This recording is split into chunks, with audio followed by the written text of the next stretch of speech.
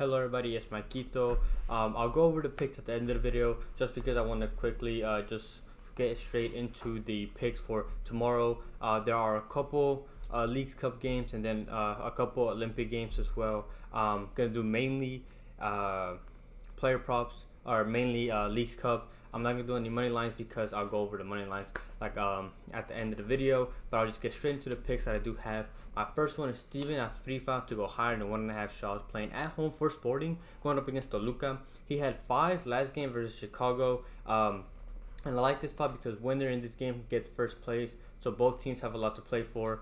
He played 45 minutes against Vancouver, had 4. Played 60 minutes against Salt Lake, had 3. And I think he just hasn't had many opportunities, which is why they don't know where to put his line. And I think 1.5 is too low. He hasn't had many opportunities. He played well last game, and he had an assist that game.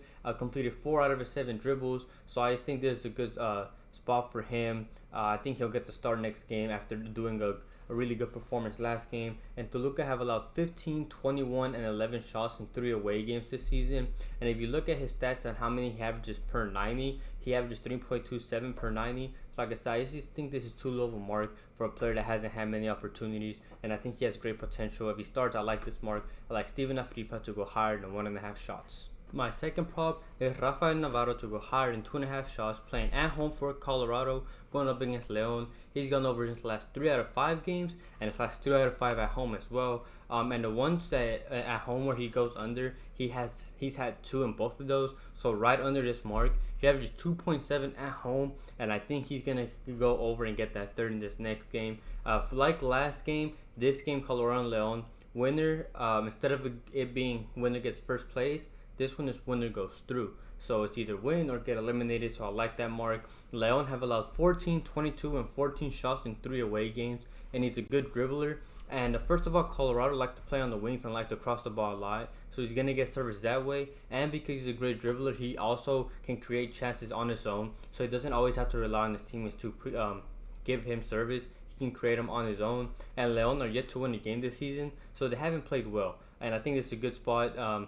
Good thing to take into consideration that they're playing against a team that haven't even won a game this season in like the 5 games, so they're not playing well. And he plays full minutes. He's a penalty taker, he's an aerial threat, and then he's taking 13 shots from outside the box and 52 inside. So I just think this is a good mark.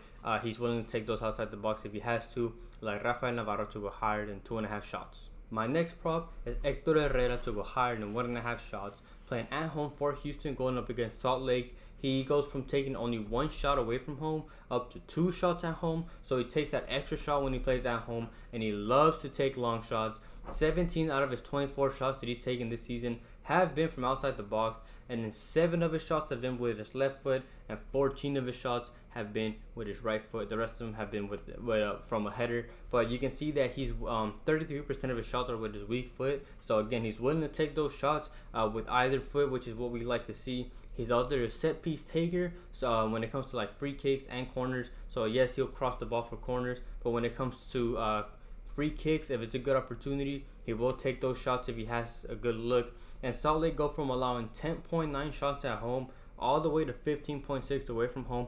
So it's a big gap and a good spot for Hector Herrera to exploit. And Salt Lake is not good at stopping opponents from creating chances. So Houston's going to have a lot of opportunities against Salt Lake to take shots, and he needs to take advantage of that. He plays full minutes. He loves to take those long shots. I like Hector Herrera to go higher than 1.5 shots.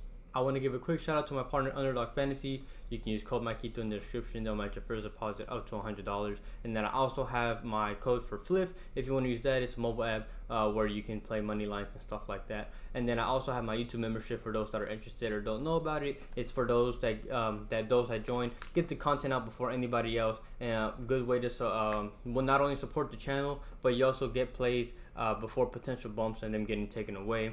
So I really appreciate anybody who supports me in any way. My next play is actually still Hector Herrera, but this time it's lower on his 92.5 passes. They've played each other 7 times since May of 2023. So over the last a little over a year, they've played each other 7 times, which is a lot considering for MLS. And he's gone under in 5 out of the 7 times that they've gone against each other. Out of the 2 times he's gone over, one of them he went over when they had 71% of the ball, which I do not think is going to happen.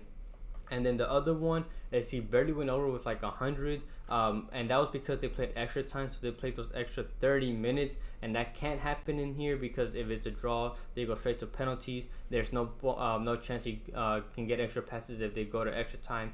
He averages 78.9 passes at home, and Salt Lake averages 53% of the ball away from home. So I think this is too high of a mark because lately Houston has had like 60+% of the ball against opponents that kind of let opponents control the ball and stuff like that, and it's gone over. But I don't think that's gonna happen here. I think this is an over exaggeration, too high of a mark. Like I said, if they draw, they go straight to pens, and they play the same formation, 4-2-3-1, so it's gonna be a battle of the midfields. So even if when he does have the ball, he might only be able to make a pass before his opponents press him, so it's not gonna be like a comfortable game or anything. So I like Hector Herrera to go lower and 92.5 passes. My next prop is Justen Glad to go lower than 0.5 shots. He's playing on the other side for Salt Lake, going up against Houston. He's gone under in his last 4 out of 5 games, and the one shot that he had in that game where he took a shot, it was a long shot versus Austin, where Salt Lake took 21 shots, which is not going to happen here. Other than that one long shot, all his other 9 shots that he's taken this season have all came from corners. And Houston, first of all, only allowed 9.9 shots at home. They're a really good defensive team at home, and like I said, the 9 shots that he's taken has been from corners. And when it comes to Houston in corners, they are 24 out of 29th ranked when it comes to corners in general in their house, just taken from either side. So they're not a team that takes or concedes many corners at all. So it's not a good matchup. He's not going to have many, if any, opportunities. And also, he averages 1 shot at home, but away from home, he drops all the way down to 0.3 shots. So Salt Lake are guaranteed to go through regardless, as long as they don't lose by more than 2 goals. So I feel like it's going to be one where they'll try to maybe control the ball, play more defensive. He has no reason to push up and take another long shot. He's only done it once this season, and not a good matchup for him. He takes them from corners. Houston don't allow them. Like Justen Glad to go lower than 0.5 shots. And then my last prop is the one that I have for the Olympics. It's Loic Bade to go higher than 80.5 passes, playing for France, going up against Egypt. He's actually only gone over this mark in 1 out of the 3 games so far. He has 79 versus the US, where they have 53% of the ball, so just under. He went over with 83 against Guinea, where they have 53% of the ball, and then he went under with 26 versus Argentina, where they only had 31% of the ball. And that was because they took the lead early and they just let Argentina control the ball, and all they focused on was defending. I expect at least 55% of the ball against Egypt, and if they get at least 55, he guarantees goes over. They gave 62% of the ball against Spain. Egypt gave 60% of the ball against Uzbekistan, and they gave the Dominican Republic 55% of the ball. So this is a good spot for him to control the tempo, especially whenever even when they're on the attack. They have an overlapping fullback, so he stays back, and so whenever they need to reset the ball, he's going to be back there. They're going to be controlling the ball. I just think this is a good mark. I know he's only gone over 1 out of 3 games, but you got to keep into consideration the context of those games and the opponent that they're playing. In my opinion, Egypt's game plan this next game, if they want to beat them, France, it's not going to be trying to control the ball, because France can press them and take it right back. It's them countering them. So that means more possession of the ball for France. So I like this mark. I like Loic Bade to go higher than 80.5 passes. Quickly going over last video's picks. Player props went 3-2, had 2 added plays. Muyumba to go higher than 0.5 shots, and Vitinho to go higher than 1.5 shots. Both of those hit. I mentioned last video that added plays for some reason just seem to have a really good hit rate. Next video, depending on how they do, I can just give like an overall on the last like 10 videos or something on how well the added plays have done. But they seem to hit more and more often than not. And then when it came to the YouTube ones, Richie Laria to go lower than 3.5 fouls drawn. He only got fouled once. He got subbed out. Hit for us. That was great. And then Johnson to go higher than 2.5 clearances. That one was weird. He had 1 at halftime. His teammate got a red card, so they were a man down, which would mean they need to play. They would usually, when teams are down, or when teams are a man down, usually they'll sub out an attacking player. and then sub in a defensive player to make up for that defensive gap. But instead, they subbed out Janssen, a defensive player, for another defensive player, which made no sense. That was just pretty weird. He had one at halftime, and they were already down, so he would have guaranteed got those extra, or they were up, sorry. So they would have guaranteed got those two if he would have stayed in the game. So that one was weird. And then Andrew Thomas to go higher than 2.5 saves. Necaxa had I believe 4 shots on target, and Thankszs scored 3 of them. He couldn't even save 3 of them, so it was just unfortunate for us that he had a bad performance. So the reads were there.